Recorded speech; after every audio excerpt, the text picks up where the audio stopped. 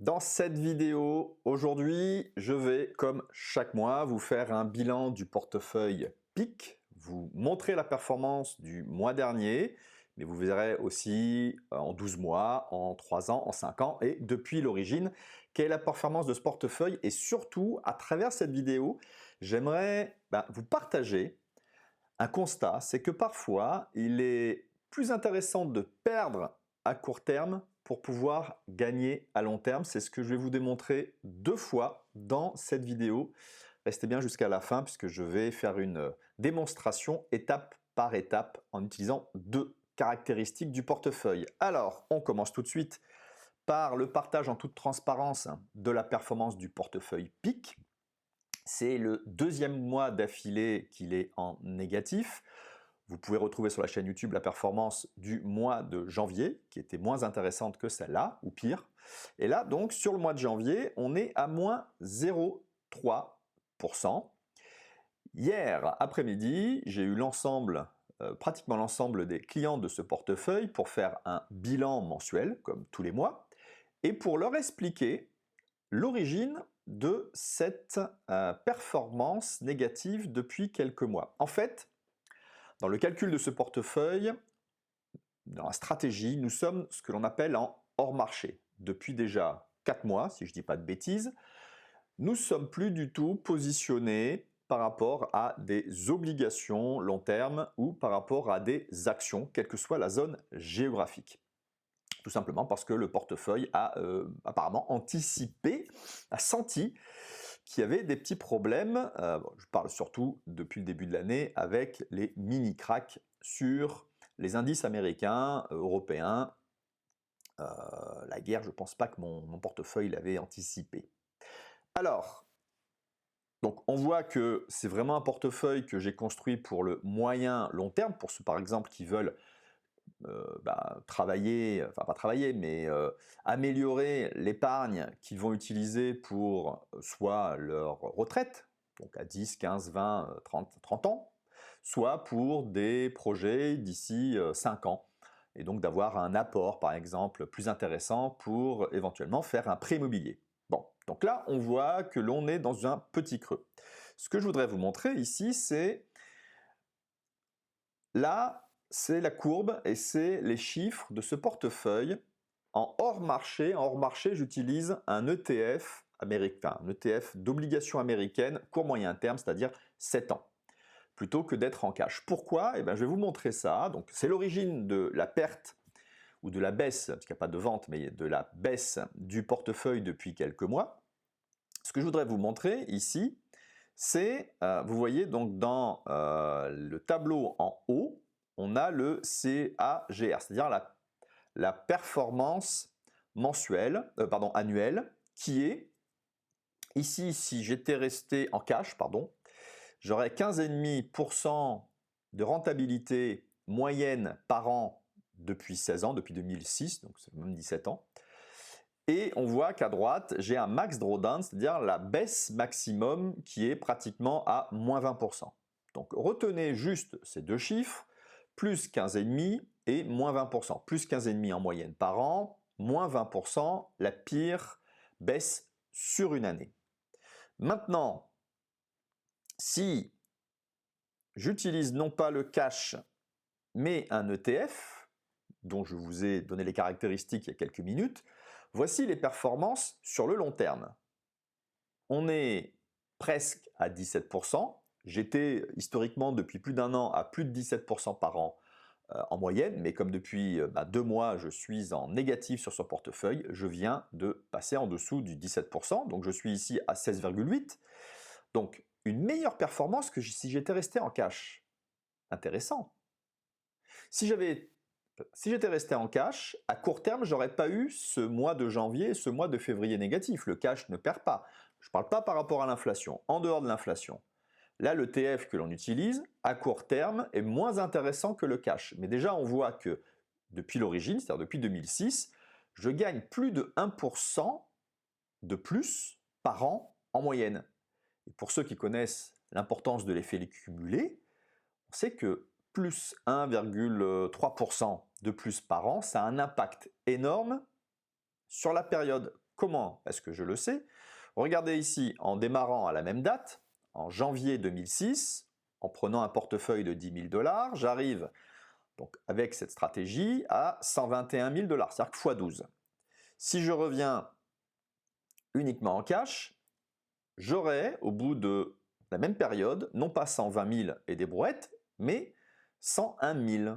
C'est-à-dire que le fait de ne pas vouloir perdre à court terme de temps en temps un petit pourcentage comme on est en train de le vivre, je me serais assis sur 20 000 €. Je ne parle pas ici de la fiscalité, je ne parle pas ici des frais, on reste en données brutes puisque je ne connais pas, enfin je sais, mais je sais que mes clients n'utilisent pas nécessairement le même courtier et donc ils n'ont pas nécessairement les mêmes frais. Donc ici, je parle à chaque fois en brut. Donc, avec l'ETF, en plus, j'ai une sorte d'amortisseur puisque, rappelez-vous tout à l'heure, je vous ai dit que si j'étais resté en cash, la baisse maximum aurait été jusqu'à moins 19 et des brouettes, enfin on va arrondir à moins 20%, alors que ici, je suis à moins 14,5% maximum de baisse sur, non pas une année, mais en cours d'année. Je vous ai peut-être dit une bêtise tout à l'heure.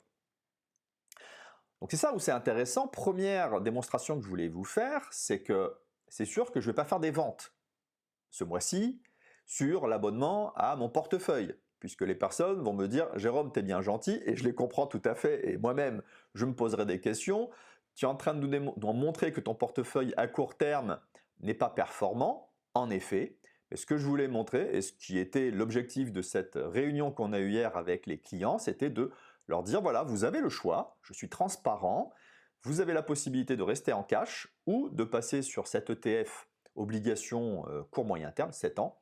Je dis c'est votre choix, moi je vous partage ma stratégie, je vous partage mes signaux, je vous explique le pourquoi de cette baisse actuelle, mais je vous explique aussi qu'éventuellement, si vous faites ce choix-là, vous allez avoir ces deux conséquences, une moins bonne rentabilité sur le portefeuille et un risque accru de baisse en cours d'année. Deuxième chose que je voulais vous montrer, c'est que, alors c'est peut-être pas cette... ouais, je vais commencer d'abord par ici. Nous sommes actuellement sur un plateau. Vous regardez, ça fait depuis près d'un an que le portefeuille, donc juste après avoir atteint une bonne accélération, est en train d'être sur un plateau.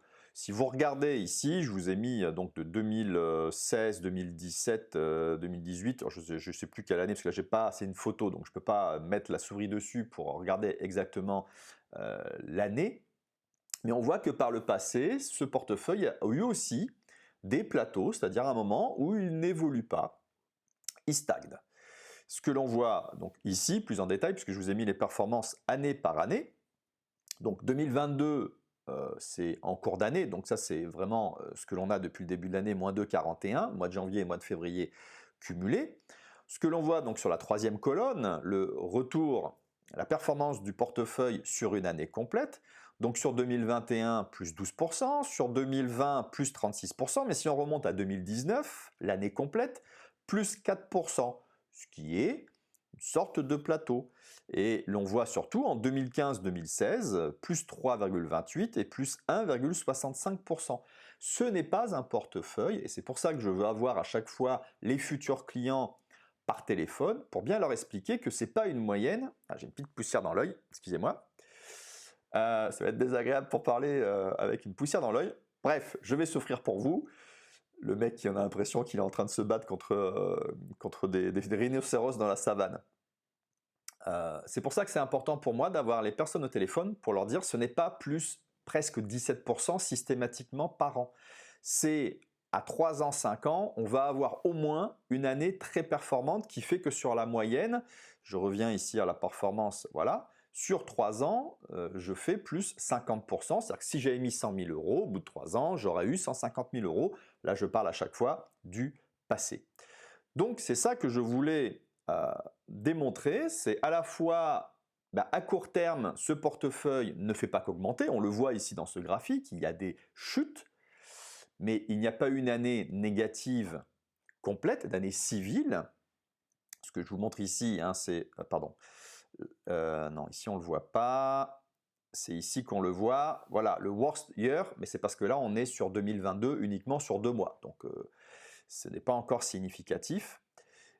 Et donc, en fait, entre à la fois cette respiration actuelle depuis quelques mois parce que j'ai pris la décision, après étude, qu'il n'était pas intéressant lorsque j'étais hors marché de rester 100% cash, mais de faire le pari à long terme, d'investir sur ce portefeuille avec des obligations court, moyen terme, enfin plutôt moyen terme, 7 ans. Je crois que moyen terme, c'est autour de 10 ans, court terme, c'est 2-3 ans. Je suis une petite bête des bêtises. Dites-moi dans la description si c'est la bonne définition, court, moyen et long terme pour les obligations américaines. J'ai un doute d'un coup au fin de la vidéo. Je ne l'ai pas préparé ce coup-là. Mais c'est ce que je voulais surtout vous démontrer, c'est que parfois, il est intéressant de prendre quelques risques supplémentaires à court terme parce qu'à long terme, moyen-long terme, il y a un véritable impact positif sur une stratégie que vous pouvez très bien créer pour vous-même. Et puis que, il faut accepter que l'on n'est pas ici sur une assurance vie ou un compte surlivré où on a une rentabilité garantie, plus ou moins, systématiquement chaque année.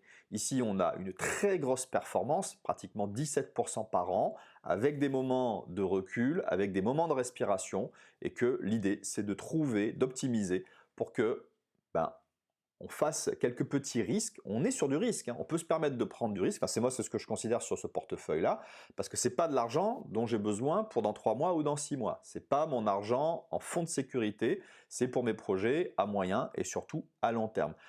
Donc voilà ce que je voulais vous partager aujourd'hui. Vous pouvez retrouver dans la description certains liens qui peuvent vous intéresser. Il y a une formation offerte et puis il y a plus de détails sur ce portefeuille.